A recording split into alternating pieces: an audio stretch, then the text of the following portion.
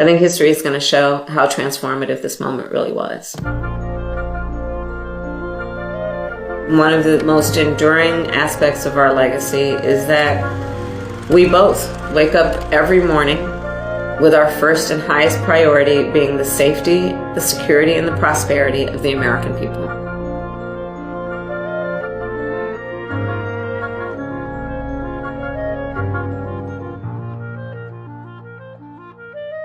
My office right here in the West Wing is just a few feet down from the Oval Office, and the President and I have spent a lot of time together, whether it be because we came in during the height of COVID. So I joke, and it's kind of a joke, but it's actually more of the truth, that for those first several months, it was just me and Joe, doing a lot of our meetings virtually with, bipartisan governors, with mayors, with cabinet members. We have a wonderful tradition of having lunch together on a weekly basis in the dining room right off the Oval Office. And oftentimes, especially at lunch, our conversation is about our families. It's about, how we're doing and just catching up on a very personal level. And I think there's something about the behind the scenes, if you will, of the relationship that is very special. I'm very proud to have made history, including on breaking tie votes and in particular on some of the most important legislation and policy work that our country has done. For example, yes, the Inflation Reduction Act. We have now finally capped the cost of insulin at $35 a month for our seniors. We have now capped the cost of prescription medications, the annual cost for our seniors, at $2,000 a year.